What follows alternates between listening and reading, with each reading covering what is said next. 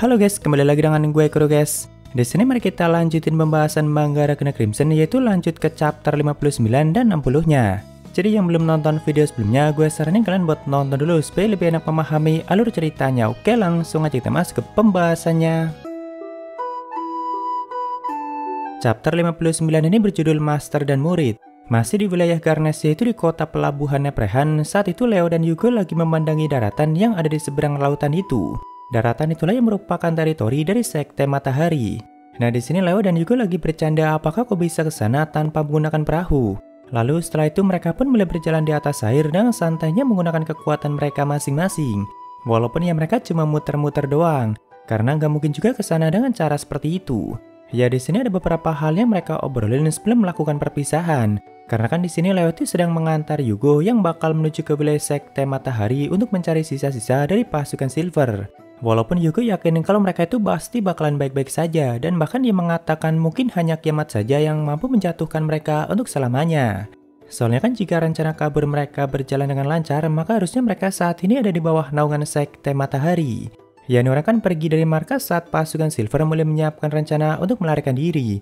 Tentunya dia belum tahu kalau ada banyak anggota pasukan itu yang sudah gugur dalam pertempuran. Di sini Yugo juga sempat menawari Leo apakah dia mau bergabung dengan pasukan Silver. Karena dia yakin Leo pasti bakalan akrab sama Putri Stalia. Cuma Leo juga sempat mengatakan lain kali kenalkan aku dengan Tuan Putri itu jika nantinya kita bertemu kembali. Ya, setelah itu mereka pun akhirnya berpisah di kota pelabuhan itu. Nah, jadi Yugo itu kan merupakan salah satu orang yang berhasil selamat setelah merasakan langsung hawa keberadaan Glycia. Cuma karena Yugo terlalu lemah untuk mengingat kejadian mengerikan sebelumnya, jadi tanpa sadar dia langsung kehilangan semua ingatan itu, dan itu bisa dikatakan sebagai keberuntungan untuknya. Jadi mereka yang berhasil selamat dan terlalu lemah bakal kehilangan semua ingatan itu. Begitu pula dengan teman-teman Saikes. Cuma ada dua orang yang tetap mampu mempertahankan ingatan itu, yaitu Leo dan Saikes. Bahkan saat itu Saikes masih sangat trauma dan hampir gila di kamarnya. Jadi setelah kejadian sebelumnya dia itu terus mengurung diri di kamar dan kelihatan sangat menderita. Nah, di sini ada penjelasan sedikit mengenai hawa keberadaan Glycia yang sangat mengerikan itu. Jadi dulu sekali itu ada sebuah cerita tentang dewa, dan berdasarkan cerita itu mereka membuat sebuah permainan yaitu TRPG. Itu adalah sebuah permainan kecil di mana para pemain yang bertemu monster mereka itu harus melemparkan sebuah dadu. Cuma jika melemparkannya dengan buruk maka mereka akan kehilangan kewarasan mereka sendiri. Ya, sebenarnya gue juga belum terlalu paham dengan penjelasan Glycia di sini, dan kemungkinan itu cuma penggambaran dari hawa keberadaannya yang sangat kuat. Tapi intinya tekanan yang dikeluarkan dari keberadaan Glycia itu kan sangat kuat. Makanya makhluk lemah di sekitarnya bakal langsung terkena imbasnya. Bahkan gak hanya kehilangan kewarasan mereka, namun juga bisa langsung meninggal. Seperti misalnya kayak semua pengungsi dari Lese yang sebelumnya ada di kamp pengungsian itu. Nah, mereka itu sampai mati semuanya, dan itu berjumlah 3.315 orang. Cuma karena gak ada saksi yang berhasil selamat dari kejadian itu, dan walaupun selamat mereka akan langsung kehilangan semua ingatan itu. Jadi kematian para pengungsi itu diakui sebagai perbuatan dari Santioras. Nah, jadi ternyata sebelumnya Glycia itu sempat memberikan pesan untuk Leo, yang mana dia itu akan menunggu Leo di atas batu Neprehan, yaitu di tengah malam. Sedangkan Leo diberi waktu 10 hari. Apakah Leo bakal bisa membuktikan perkataan angkuhnya dengan tindakan yaitu berani menemui Glycia dan menjadi muridnya? Karena kan waktu itu Leo sempat mengatakan kalau aku akan menjadi yang terkuat. Soalnya Glycia ini punya aturan yang cukup unik dalam merekrut anggota baru sebagai Bloodline of Claw. Yaitu mereka harus mampu menatap Glycia sambil tetap mempertahankan kewarasan mereka sendiri.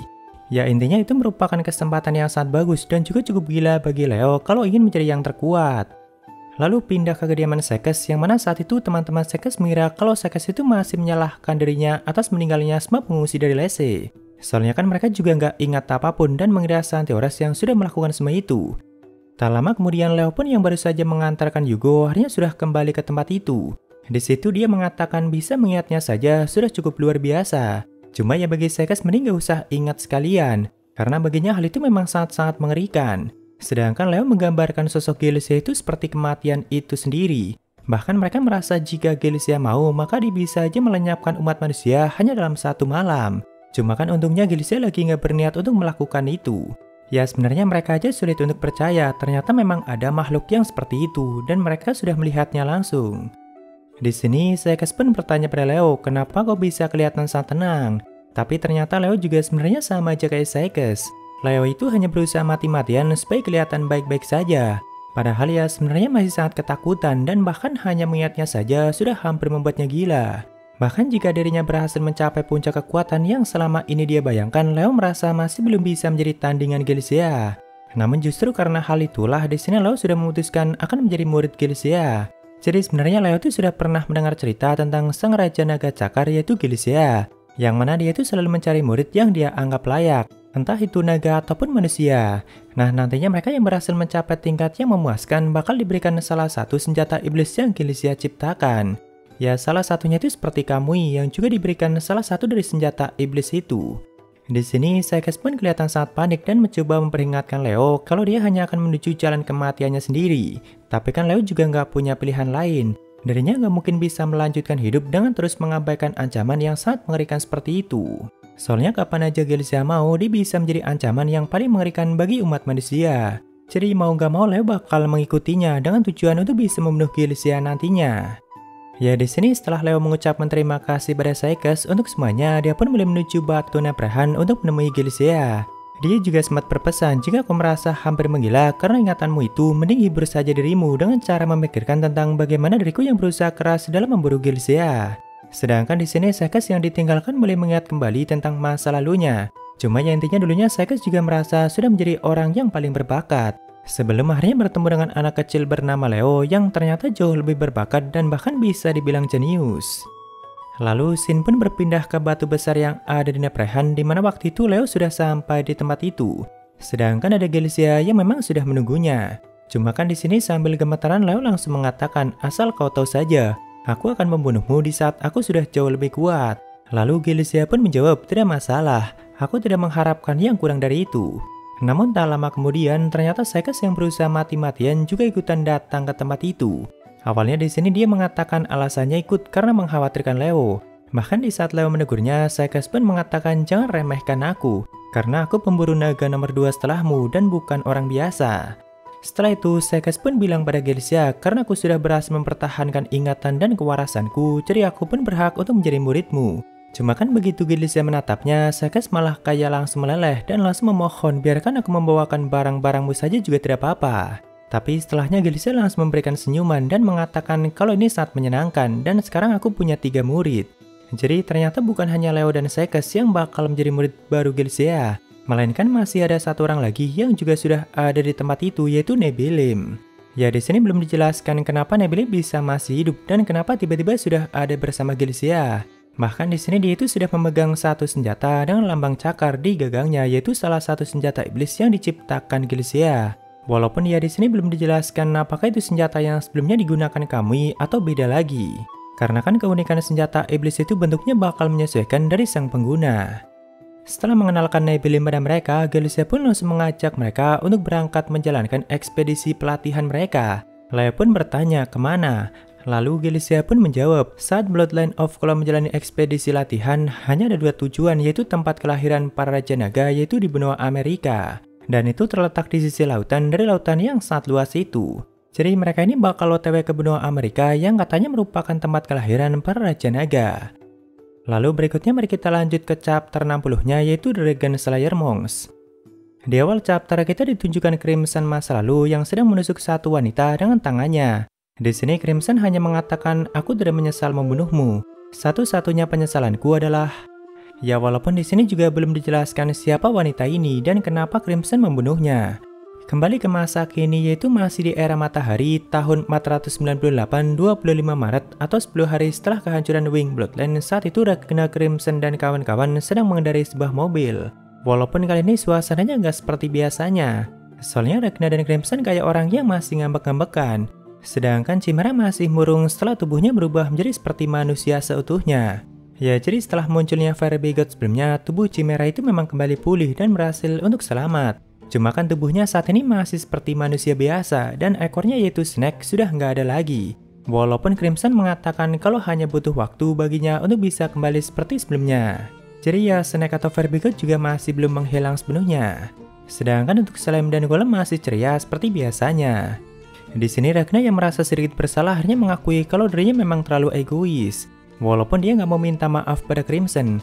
Karena dari awal Ragna memang sudah mengatakan kalau tujuanku memburu naga adalah untuk melindungi orang-orang yang penting bagiku. Entah itu di masa depan yang sebelumnya nggak bisa dilindungi, ataupun orang-orang yang bakal menjadi penting untuk kedepannya. Jadi jika Crimson masih akan tetap mengorbankan orang-orang yang penting bagi Ragna, maka Ragna bakal tetap mengabaikan perintah Crimson untuk kedepannya. Di sini Crimson pun mengatakan, kau memang sangat egois. Lalu Ragna pun menjawab, ya aku memang sangat egois. Jadi silahkan gunakan aku jika memang kau tidak keberatan dengan hal itu. Walaupun ya Ragna juga merasa sangat bersalah, soalnya kan Crimson juga yang sudah merawat Lia dan yang lainnya. Makanya Ragna juga pengen membalas kebaikan Crimson itu. Mendengar itu, di sini Crimson langsung menunjukkan senyum jahatnya kembali dan memerintahkan Ragna untuk masuk dan menjadi pendeta pembunuh naga, yaitu di Sekte Matahari. Lalu singkat cerita, mereka pun akhirnya sampai di kota suci Sekte Matahari, yaitu Amen. Nah, di sini Ragna langsung mendapat sambutan yang sangat baik, yaitu dari para Carla. Cuma ya seperti biasa, dia langsung muntah setelah melihat wajah Carla yang memang sama dengan wajah Ultimatia. Tentunya mereka sangat berterima kasih pada Ragna, soalnya sudah menghilangkan kesalahan terbesar mereka, yaitu Ultimatia. Lalu setelah itu dia pun langsung dibawa ke kuil agung, yaitu bangunan berbentuk segitiga yang ada di tengah kota itu. Cuma kan karena para pengikut mereka juga ingin mengucapkan terima kasih pada Ragna, makanya Slime dan Ragna sengaja nggak langsung diantarkan menggunakan teleportasi. Ya, saat itu ada 1 juta orang yang menyambut kedatangan Ragna dan bahkan mereka sangat mengagungkannya. Sedangkan Golem dan Crimson juga sedang melihatnya dari tempat lain. Nah, di sini Golem yang masih belum mengerti bertanya pada Crimson, apa alasan Crimson menjadikan Ragna sebagai Dragon Slayer Monks? Bukankah lebih baik tetap menyembunyikan keberadaannya atau menjadikannya sebagai pahlawan yang tidak dikenal? Jadi ternyata Crimson itu udah belajar dari pengalaman sebelumnya, karena nggak mungkin Ragna mau diam dan tetap mengikuti rencana. Jadi ya mending tempatkan Ragna di depan dan biarkan dia mengamuk sesuka hati. Lalu Crimson tinggal memanfaatkan situasi itu. Setelah itu di sini Crimson juga berniat untuk menghadiri pertemuan para Dragon Slayer Monks dan dia bilang, sekali-kali aku juga harus menunjukkan wajahku sebagai pendeta pembunuh naga. Karena kan Crimson juga merupakan salah satunya. Cuma ya tentunya menggunakan salah satu penyamarannya. Nah, di sini dijelaskan siapa itu para pendeta pembunuh naga.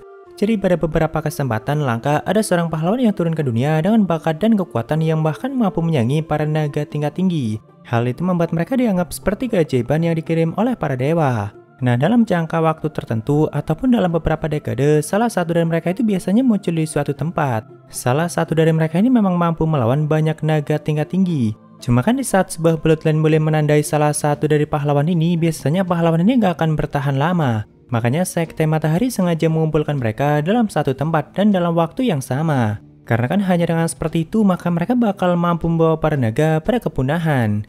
Nah, di sini mulai ditunjukkan siapa saja para pendeta pembunuh naga itu dan total ada 10 orang. Walaupun ya belum tahu apakah itu udah semuanya atau belum. Karena kan di sini mereka bakal melakukan pertemuan untuk menyambut anggota baru, yaitu Ragna.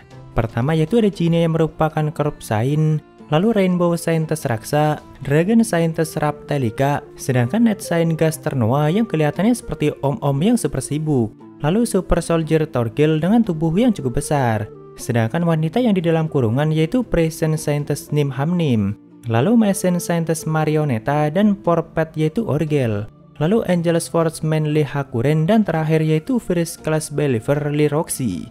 Sedangkan yang menjadi pemimpin tertinggi Sekte Matahari yaitu Dula Polonelo. Walaupun penampilannya kelihatan yang paling mengerikan, karena hanya tinggal tulang doang yang mungkin digunakan Dewa Matahari sebagai wadahnya. Tentunya di sini mereka semua sedang menunggu kedatangan Ragna dan pengen tahu orang seperti apa Ragna itu. Soalnya kan kabar mengenai Ragna yang sudah membantai Wing Bloodline sudah menyebar luas. Cuma kan saat itu Carla malah melaporkan kalau Ragna belum bisa datang. Cuma dia menitipkan pesan untuk mereka yaitu aku belum bisa datang karena nggak enak badan. Tapi sebagai gantinya aku akan menebusnya yaitu dengan menghancurkan Bloodline of Roars. Karena kan jurang Gehenna yang merupakan sarang utama Bloodline of Roar memang gak terlalu jauh dari wilayah itu. Ya tentunya mereka yang mendengar itu langsung kaget semuanya. Sedangkan di atas jurang Gehenna saat itu Ragna sudah siap untuk membantai para naga di tempat itu. Dan juga tidak lupa sambil ditemani Slime Senpai. Walaupun untuk kali ini Slime gak akan ikutan masuk. Cuma kan Ragna berjanji bakal membawakan mayat naga yang sangat enak untuknya. Nah, di sini Ragna sempat mengatakan kalau aku belum pernah ke sini semenjak di masa depan, yang berarti di masa depan dia udah pernah sampai ke tempat itu. Ya, setelah itu dia pun langsung terjun untuk nge-solo para naga di tempat itu. Cuma kita lanjutkan di part selanjutnya, guys. Jadi mungkin segitu aja untuk pembahasan kali ini, dan jika ada kesalahan gue minta maaf atau kalian bisa koreksi aja di bawah. Thank you udah mampir, sampai ketemu di video lainnya. Salam kru guys.